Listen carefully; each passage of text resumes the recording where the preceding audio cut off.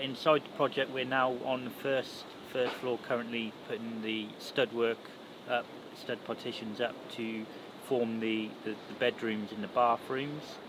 Are you happy with progress, Matt? I'm happy with progress now. I was a little bit sort of disheartened before Christmas, obviously with the delay of lime, because ideally I would have liked the building in the dry before Christmas, but these obstacles occur now and then, and you just sort of get on with it. We've got what they call ashlar walls that come in sort of 1500, and they come down, which will be built on top of the floor screed, and that will allow my membrane to come down and then down here then to form your air tightness. These are the oak sprockets that are going on, and they oversail the face of the building. We've got a tile creasing that comes out in line with the plumb cut of the sprocket, which gives you a nice gable end detail. You mind? No, they're alright. Are yours alright? Yeah, they're alright. Cheers for asking. It's alright, boys. I'll look after you. 1825. To the point. You winding me up?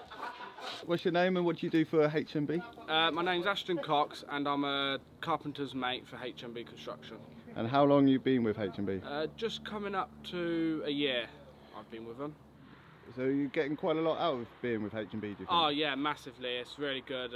You know, I'm learning a bit of everything as well, so it's bringing me on a lot. And the blokes of HNB that I'm working with are really good, so yeah, it's really good. Whoa! Yeah, that's it. So the bricklayers are now scheduled to come back next week, which they will continue with building the gable ends, which will then allow the roofer to come in and do his felt and batten. So yeah, we've got a lot coming up.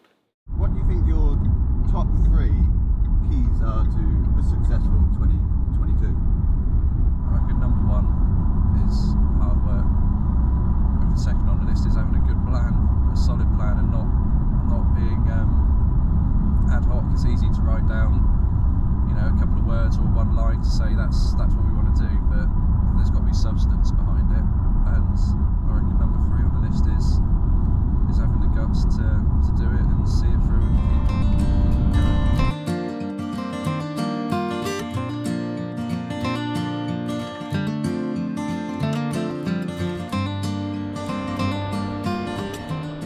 I bought it in 2004 yeah. and converted it in what, 2016 or 17? Yeah, sometime. So all that time I kept hoping to do it and never coming up with quite enough of the old readies. Yeah. I remember arriving when you had the digger inside and you were digging up, and I just couldn't believe this, that one, there were no foundations to the building at all, just a stone on each corner, and it was mud and rubble and just nothing. That's what it's built on. Yeah. Things I enjoyed as we were going along were the fact that people working on the building seemed to like the building. Everyone having an opinion as to how a problem could be sorted, and everyone being so experienced. I was amazed. I was truly amazed, because I've never done anything like this before. Now you've lived in it, what are your favourite parts of the house, the building? Oh, that's genuinely really difficult. I love these old beams, definitely, and the fact they're just there.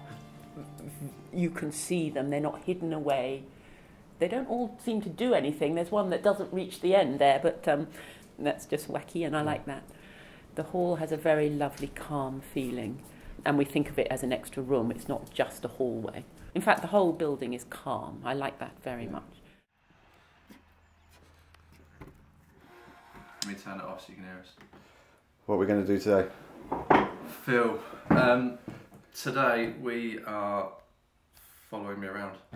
We're going to all the sites, showing you what I do in a day, which is made a bit tricky because I don't have a car, which is all part of a day, isn't it? That's right. So my car's in the garage, I haven't got it for 3 days, and just need to make it work. So how are we going to do that then? Well, you're giving me a lift, you're driving today, so that's handy. How'd you do it? Like that? Yeah, and I've set it to auto, so it should be picking up my face. Is there a little green box around me? Yeah. Yeah, that's focusing on me. Yeah. Go on then. So where are we off to today, Phil? Welcome to Insight On-Site, everybody, with me, Anthony Nichols. You did better than me. Yeah. Well, mate. How do you do that? And then you hit the top button. Anyone that says construction is easy and straightforward is absolutely lying, and anyone that says, oh, that project went really smoothly is absolutely lying, because they don't go smoothly. It takes an effort for a project to go to plan, but I'd never say that a project went smoothly, no hiccups. I ain't got time, got too much going on. Good. Anthony, can you take the GoPro and explain what's going on to it? Do what? So we are following Matty around. This is my site visit. We like to get around and have a big catch up and see what's happening. Lovely day. Starting to sort of make a difference now. The roof felt and battened in 90%. The lead work's going onto the cheek, oak fascia. That's the brick, but then it's the detailing that comes around it as well. And it's these sorts of lovely finishes. There, you can see it coming down. And I'll try and do it. Into here, but you've got the tiling detail that is those little bits that take it from a standard build to a really nice high-end finish. It's still recording, so Oh, okay, mate. point it where you're looking. Come on in. Let's go through a window. Oh, mate. Why are we going through a window? Because you didn't want to go down the ladder. I should have gone down the stairs.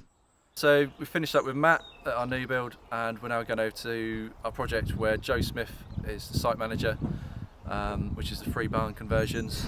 I'll take okay presenter over bad presenter any day. I'm not trying to go out here and be some sort of superstar, and today. Can't help it. Where do you want us to start, Phil? From the top. Eh? From the top. The beginning bit. You've done so well. I don't even do, well, you know, I don't do 2 takes. I just try. I can't do it. Okay, so we are back up to our project where we're converting 3 barns with Joe, our site manager. The last time we were up here filming, we were about 6 weeks into the project. We just getting through the demo stage and strip out stage. We're now 4 months from the end, about halfway through the programme. In terms of money, we've got to get through about £1.2 million of work over the next 4 months, which is 300 grand a month. Say marmoleum, because it's the Forbes Marmoleum. version of lino. Marmoleum. Marmoleum, yeah. It's eggplant purple. Yeah.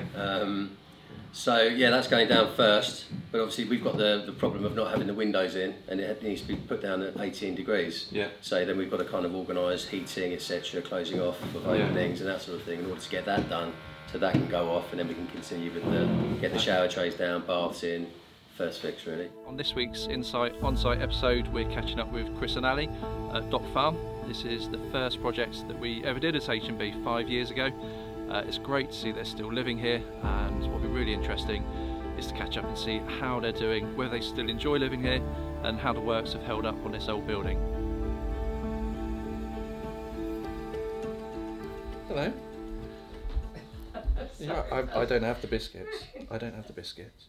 You're very naughty. You don't care, do you? I think we probably would have shut him out, Go on. actually. It's all right. We knew, and I knew, that we could do the work, that wasn't in question, but we, at the point when we sat down, we hadn't even set up a business, I don't think. No, we were quite worried because the prospect of getting quotes was going to be a problem, because the original quotes took something like 6 months to get together. And there wasn't an obvious way forward. When we were doing the works, were there any points where you thought, oh no, what's happened here, or what's gone wrong, or? Underpinning the outside wall, where the veranda is now, that was an unexpected turn. Yes. So then to see them digging holes underneath the building when it's the outside wall and you don't know if it's going to stay or fall, that was slightly disconcerting. Yes, watching Wasn't it? Gavin standing up to his chest yes. in mud and hole. The life of a ground worker. Yes, yes. So I think that was the biggest moment for me. Yeah, I didn't have a moment like that, but the interior of the house was so disrupted, and there was so much, just piles of stuff around, and I thought, how are they ever going to put this back together again? Equally, was there anything that you did that worked out better than you thought it would? Putting the roof lights into the guest bathroom. And the bonus is you can, if you're in the bath with a glass of wine and a good book, Sorry, and do we it's know anybody who evening, does I that? don't know who would do that, no. but you can see the stars through the light, and it's just fantastic. Really relaxing. It's lovely. Yes, it's funny, one thing that you always notice this time of year on television, all these ads for holidays, the Brits really need to go on holiday. I don't feel that need.